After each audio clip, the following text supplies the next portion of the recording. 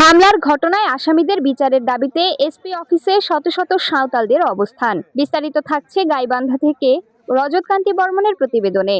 Gaibandha police super কার্যালয়ের সামনে শত শত সাঁওতাল অবস্থান নিয়ে তাদের উপর চিহ্নিত ভূমিদস্যুদের অবিলম্বে গ্রেফতার ও বিচারের দাবি জানিয়েছেন। সোমবার দুপুরে জাতীয় আদিবাসী পরিষদ, সাহেবগঞ্জ বাগদা ফার্ম ভূমি উদ্ধার সংগ্রাম কমিটি, আদিবাসী বাঙালি সংহতি পরিষদ ও সামাজিক সংগ্রাম পরিষদ এই অবস্থান কর্মসূচির আয়োজন করে।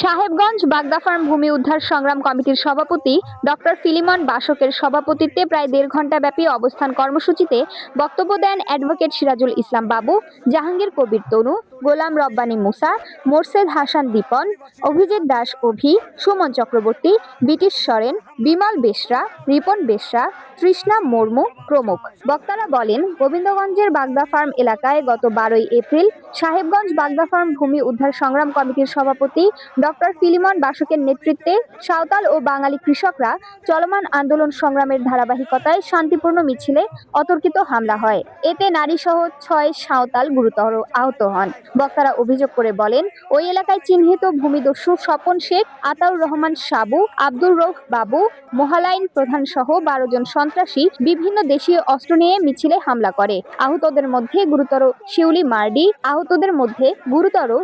মার্ডি, লুকাস মুর্মু, মামালি হাতসাকে স্থানীয় স্বাস্থ্য কমপ্লেক্সে চিকিৎসা করানো হয়। এ ঘটনায় ওই দিন সন্ধ্যায় গোবিন্দগঞ্জ থানায় সন্ত্রাসী ভূমিদস্যুদের বিরুদ্ধে এজাহার দাখিল করা হয়, কিন্তু গোবিন্দগঞ্জ থানা পুলিশ এখন পর্যন্ত এজাহারটি মামলা হিসেবে রেকর্ড করেননি। ফলে সন্ত্রাসীরা বেপরোয়া হয়ে নিরীহ সাঁওতালদের উপর বিভিন্নভাবে হুমকি দিচ্ছে।